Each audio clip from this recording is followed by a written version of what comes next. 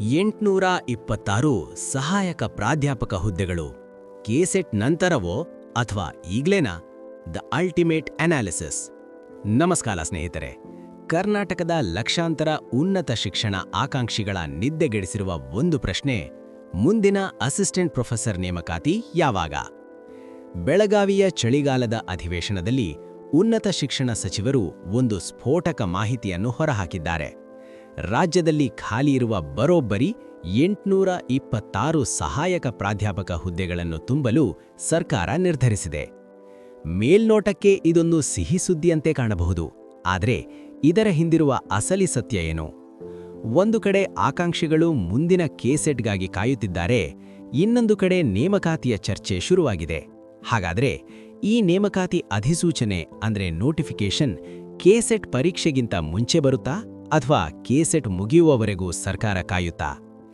ಇವತ್ತಿನ ವಿಡಿಯೋದಲ್ಲಿ ನಾವು ಕೇವಲ ಊಹೆಗಳನ್ನು ಮಾಡಲ್ಲ, ಬದಲಾಗಿ ಸರ್ಕಾರದ ಹಿಂದಿನ ಪ್ಯಾಟರ್ನ್, ಪ್ರಸ್ತುತ ಇರುವ ಲಾಜಿಕ್ ಮತ್ತು ಆಡಳಿತಾತ್ಮಕ ಸತ್ಯಗಳನ್ನು ಇಟ್ಟುಕೊಂಡು ಈ ಇಡೀ ವಿಷಯವನ್ನು ಡಿಕೋಡ್ ಮಾಡೋಣ. ಜೊತೆಗೆ ಈ ಸ್ಪರ್ಧಾತ್ಮಕ ಯುಗದಲ್ಲಿ ನೀವು ಗೆಲ್ಲಲೇಬೇಕೆಂದರೆ ನಿಮ್ಮ ರಣತಂತ್ರ ಹೇಗಿರಬೇಕು ಎಂಬುದನ್ನು ನೋಡೋಣ. ಬನ್ನಿ ಶುರು ಮಾಡೋಣ. ವಾಸ್ತವ ಏನು? ಮೊದಲು ವಿಷಯವನ್ನು ಅರ್ಥ ಮಾಡಿಕೊಳ್ಳೋಣ. ಬೆಳಗಾವಿ ಅಧಿವೇಶನದಲ್ಲಿ ಸರ್ಕಾರ ಹೇಳಿದ್ದೇನು? 826 ಹುದ್ದೆಗಳು ಖಾಲಿ ಇವೆ ಮತ್ತು ಅವುಗಳನ್ನು ತುಂಬುವ ಪ್ರಕ್ರಿಯೆ ಚಾಲ್ತಿಯಲ್ಲಿದೆ ಎಂದು ಹೇಳಿದೆ. ಆದರೆ ನೆನಪಿಡಿ, ಪ್ರಸ್ತಾಪ ಮತ್ತು ಅಧಿಸೂಚನೆ ನಡುವೆ ಒಂದು ದೊಡ್ಡ ಕಂದವಿರುತ್ತದೆ. ಸರ್ಕಾರದ ಪ್ರೊಸೀಜರ್ ಹೇಗೆ ಕೆಲಸ ಮಾಡುತ್ತೆ ಗೊತ್ತಾ? ಮೊದಲು ಖಾಲಿ ಹುದ್ದೆಗಳ ಪಟ್ಟಿ ಆರ್ಥಿಕ ಇಲಾಖೆಗೆ ಹೋಗಬೇಕು, ಅಲ್ಲಿಂದ ಅನುಮೋದನೆ ಸಿಗಬೇಕು. ನಂತರ ರೋಸ್ಟರ್ ಸಿದ್ಧಪಡಿಸಬೇಕು. ಅದರ ನಂತರ ಕೆಇಎಗೆ ಪ್ರಸ್ತಾವನೆ ಹೋಗಿ ಅಲ್ಲಿಂದ ನೋಟಿಫಿಕೇಶನ್ ಬರಬೇಕು. ಈ ಪ್ರಕ್ರಿಯೆ ಒಂದು ದಿನದ ಕೆಲಸವಲ್ಲ, ಇದಕ್ಕೆ ಕನಿಷ್ಠ 3 ರಿಂದ 5 ತಿಂಗಳು ಬೇಕಾಗುತ್ತದೆ. ಇದೇ ಪಾಯಿಂಟ್ ನಮಗೆ ಮೊದಲ ಸುಳಿವು ನೀಡುತ್ತದೆ. ಕೆಸೆಟ್ ವರ್ಸಸ್ ನೇಮಕಾತಿ ಯಾವುದು ಮೊದಲು? ಈಗ $1 ಮಿಲಿಯನ್ ಪ್ರಶ್ನೆಗೆ ಬರೋಣ. ನೋಟಿಫಿಕೇಶನ್ ಯಾವಾಗ? ನನ್ನ ವಿಶ್ಲೇಷಣೆಯ ಪ್ರಕಾರ 90 ಸಾಧ್ಯತೆ ಇರುವುದು ಮುಂದಿನ ಕೆಸೆಟ್ ಪರೀಕ್ಷೆಯ ನಂತರವೇ ಅಸಿಸ್ಟೆಂಟ್ ಪ್ರೊಫೆಸರ್ ನೇಮಕಾತಿ ನಡೆಯುತ್ತದೆ. ಯಾಕೆ? ಅದಕ್ಕೆ ಇಲ್ಲಿದೆ 3 ಬಲವಾದ ಕಾರಣಗಳು. ನ್ಯಾಯಾಲಯದ ಭಯ, ಅಂದರೆ ಲೀಗಲ್ ಹರ್ಡಲ್ಸ್. ಇತಿಹಾಸವನ್ನೊಮ್ಮೆ ನೋಡಿ. ಪ್ರತಿ ಬಾರಿ ದೊಡ್ಡ ನೇಮಕಾತಿ ನಡೆಯುವಾಗಲೂ ಆ ವರ್ಷದ ಎಂಎಸ್ಸಿ ಅಥವಾ ಎಂಎ ಮುಗಿಸಿದ ವಿದ್ಯಾರ್ಥಿಗಳು ಮತ್ತು ಕೆಸೆಟ್ ಆಕಾಂಕ್ಷಿಗಳು ಕೋರ್ಟ್ ಮೆಟ್ಟಿಲೇರುತ್ತಾರೆ. ನಮಗೆ ಅವಕಾಶ ಕೊಡಿ, ನಂತರ ನೇಮಕಾತಿ ಮಾಡಿ ಎಂದು ವಾದಿಸುತ್ತಾರೆ. ಸರ್ಕಾರಕ್ಕೆ ಈಗ ಯಾವುದೇ ಕಾನೂನು ತೊಡಕು ಬೇಡ. ಹೀಗಾಗಿ ಒಂದು ಕೆಸೆಟ್ ನಡೆಸಿ ಎಲ್ಲರಿಗೂ ಅವಕಾಶ ಕೊಟ್ಟು ನೇಮಕಾತಿ ಮಾಡುವುದು ಸೇಫ್ ಗೇಮ್. ಅಭ್ಯರ್ಥಿಗಳ ಸಂಖ್ಯೆ, ಅಂದರೆ ನಂಬರ್ ಆಫ್ ಕ್ಯಾಂಡಿಡೇಟ್ಸ್.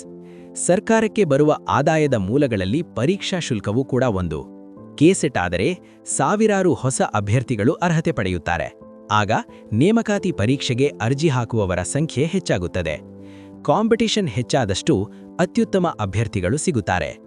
ಸಮಯದ ಲೆಕ್ಕಾಚಾರದ ಲೆಕ್ಕ, ಅಂದರೆ ಟೈಮ್ ಲೈನ್ ಲಾಜಿಕ್.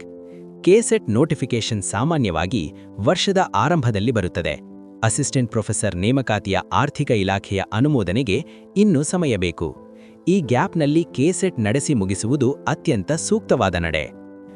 ಆದ್ದರಿಂದ ನನ್ನ ಪ್ರಕಾರ ಸರ್ಕಾರವು ಮೊದಲು ಕೆಸೆಟ್ ಅಧಿಸೂಚನೆಯನ್ನು ಹೊರಡಿಸಿ, ಪರೀಕ್ಷೆ ನಡೆಸಿ, ರಿಸಲ್ಟ್ ಬಂದ ತಕ್ಷಣ ಅಥವಾ ಪ್ರೋಸೆಸ್ ಮುಗಿಯುವ ಹಂತದಲ್ಲಿ ಅಸಿಸ್ಟೆಂಟ್ ಪ್ರೊಫೆಸರ್ ಹುದ್ದೆಗೆ ಅರ್ಜಿ ಕರೆಯುವ ಸಾಧ್ಯತೆ ದಟ್ಟವಾಗಿದೆ.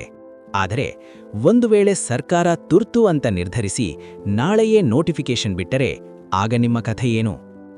ಇಲ್ಲಿ ನೋಡಿ, ಬಹುತೇಕ ವಿದ್ಯಾರ್ಥಿಗಳು ಮಾಡುವ ತಪ್ಪು ಏನು ಗೊತ್ತಾ? ನೋಟಿಫಿಕೇಶನ್ ಬರಲಿ ಆಮೇಲೆ ಓದೋಣ ಎಂದು ಕಾಯುವುದು. ಸ್ನೇಹಿತರೆ, ಇದು ಡಿಗ್ರಿ ಎಕ್ಸಾಮ್ ಅಲ್ಲ, ಇದು ಲೈಫ್ ಸೆಟಲ್ ಮಾಡುವ ಹುದ್ದೆ. ಇಲ್ಲಿ ಕಾಂಪಿಟಿಷನ್ ನಿಮ್ಮ ಕ್ಲಾಸ್ಮೇಟ್ ಜೊತೆಯಲ್ಲ, ಕಳೆದ 10 ವರ್ಷಗಳಿಂದ ನೆಟ್ ಕೆಸೆಟ್ ಪಾಸ್ ಮಾಡಿ ಈಗಾಗಲೇ ಗೆಸ್ಟ್ ಲೆಕ್ಚರರ್ ಆಗಿ ಕೆಲಸ ಮಾಡುತ್ತಿರುವ ಅನುಭವಿಗಳ ಜೊತೆ. ಅವರೀಗಾಗಲೇ ಸಿಲೆಬಸ್ ಅನ್ನು 10 ಬಾರಿ ಓದಿ ಮುಗಿಸಿದ್ದಾರೆ. ನೀವಿನ್ನೂ ನೋಟಿಫಿಕೇಶನ್ ಯಾವಾಗ ಎಂದು ಯೋಚಿಸುತ್ತಾ ಕುಳಿತಿದ್ದರೆ ನೀವು ರೇಸ್ನಿಂದ ಈಗಲೇ ಹೊರಬಿದ್ದಿದ್ದೀರಿ ಎಂದರ್ಥ. ಒಂದು ಕಟು ಸತ್ಯ ಹೇಳಲ್ಲ? ಅಸಿಸ್ಟೆಂಟ್ ಪ್ರೊಫೆಸರ್ ಪರೀಕ್ಷೆಯ ಸಿಲೆಬಸ್ ಎಷ್ಟಿದೆ ಅಂದರೆ ಅದನ್ನು ಕೇವಲ ಒಮ್ಮೆ ಓದಿ ಮುಗಿಸಲು ಕನಿಷ್ಠ 6 ತಿಂಗಳು ಬೇಕಾಗುತ್ತದೆ. ನೋಟಿಫಿಕೇಶನ್ ಬಂದ ಮೇಲೆ ಸರ್ಕಾರ ನಿಮಗೆ ಕೊಡುವುದು ಕೇವಲ 2 ಅಥವಾ 3 ತಿಂಗಳು. ಆ 3 ತಿಂಗಳಲ್ಲಿ ನೀವು ಓದುತ್ತೀರಾ, ರಿವಿಷನ್ ಮಾಡುತ್ತೀರಾ ಅಥವಾ ಟೆನ್ಷನ್ನಲ್ಲಿ ಕಾಲ ಕಳೆಯುತ್ತೀರಾ? ಗೆಲುವಿನ ರಹಸ್ಯ ಟೆಸ್ಟ್ ಸೀರೀಸ್. ಹಾಗಾದ್ರೆ ಈಗ ನೀವು ಏನು ಮಾಡಬೇಕು, ನಿಮ್ಮ ತಯಾರಿ ಹೇಗಿರಬೇಕು? ನಾನು ಅನೇಕ ಟಾಪರ್ಸ್ಗಳ ಜೊತೆ ಮಾತನಾಡಿದಾಗ ಅವರೆಲ್ಲರ ಗೆಲುವಿನ ಹಿಂದೆ ಇದ್ದಿದ್ದು ಒಂದೇ ಸೂತ್ರ. ಅದು ಓದುವುದು ಕಡಿಮೆ, ಪರೀಕ್ಷಿಸುವುದು ಹೆಚ್ಚು. ಅಂದರೆ ರೀಡ್ ಲೆಸ್, ಟೆಸ್ಟ್ ಮೋರ್. ಕೇವಲ ಪುಸ್ತಕ ಓದುತ್ತಾ ಹೋದರೆ ನಿಮಗೆ ಭ್ರಮೆ ಹುಟ್ಟುತ್ತದೆ, ನನಗೆಲ್ಲ ಗೊತ್ತಿದೆ ಎಂದು. ಆದರೆ ಎಕ್ಸಾಮ್ ಹಾಲ್ನಲ್ಲಿ ಪ್ರಶ್ನೆ ನೋಡಿದಾಗ ಆಪ್ಷನ್ ಎ ಮತ್ತು ಆಪ್ಷನ್ ಸಿ ನಡುವೆ ಕನ್ಫ್ಯೂಷನ್ ಶುರುವಾಗುತ್ತದೆ. ಈ ಕನ್ಫ್ಯೂಷನ್ ಹೋಗಲಾಡಿಸಲು ಇರುವ ಒಂದೇ ದಾರಿ ಟೆಸ್ಟ್ ಸೀರೀಸ್. ಯಾಕೆ ನೀವು ಟೆಸ್ಟ್ ಸೀರೀಸ್ ತಗೊಳ್ಳಬೇಕು? ಧ್ರುವ್ ರಾಠಿ ಸ್ಟೈಲ್ನಲ್ಲಿ 3 ಪಾಯಿಂಟ್ಸ್ ಹೇಳ್ತೀನಿ ಕೇಳಿ. The reality check. ಅಂದರೆ ಮನೆಯಲ್ಲಿ ಕುಳಿತು ಓದುವಾಗ ನೀವು ರಾಜ. ಆದರೆ ಟೆಸ್ಟ್ ಸೀರೀಸ್ನಲ್ಲಿ ರಾಜ್ಯದಾದ್ಯಂತ ಇರುವ ಸಾವಿರಾರು ವಿದ್ಯಾರ್ಥಿಗಳ ಜೊತೆ ನೀವು ಸ್ಪರ್ಧಿಸಿದಾಗ ನಿಮ್ಮ ನಿಜವಾದ ರ್ಯಾಂಕ್ ಏನು ಎಂದು ಗೊತ್ತಾಗುತ್ತದೆ. ನಿಮ್ಮ ದೌರ್ಬಲ್ಯಗಳು ನಿಮಗೆ ಅರ್ಥವಾಗುತ್ತವೆ. Time management. ಅಂದರೆ 2 ಗಂಟೆಯಲ್ಲಿ 100 ಪ್ರಶ್ನೆಗಳಿಗೆ ಉತ್ತರಿಸುವುದು ಸುಲಭವಲ್ಲ. ಟೆಸ್ಟ್ ಸೀರೀಸ್ ನಿಮಗೆ ಆ ವೇಗವನ್ನು ಕಲಿಸುತ್ತದೆ. ಯಾವ ಪ್ರಶ್ನೆಗೆ ಸ್ಕಿಪ್ ಮಾಡಬೇಕು, ಯಾವ ಪ್ರಶ್ನೆಗೆ ರಿಸ್ಕ್ ತಗೊಳ್ಳಬೇಕು ಎಂಬುದು ಪ್ರಾಕ್ಟೀಸ್ನಿಂದ ಮಾತ್ರ ಬರುತ್ತದೆ. ರಿವಿಷನ್ ತಂತ್ರ. ಅಂದರೆ ಆಕ್ಟಿವ್ ರೀಕಾಲ್.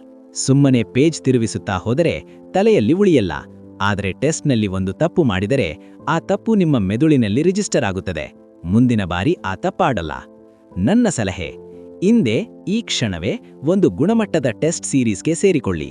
ಅದು ನಮ್ಮದೇ ಹಂಪಿ ಸ್ಟೋನ್ ಟೆಸ್ಟ್ ಸೀರೀಸ್ ಆಗಿರಬಹುದು ಅಥವಾ ನಿಮಗೆ ಇಷ್ಟವಾದ ಬೇರೆ ಯಾವುದಾದರೂ ಆಗಿರಬಹುದು.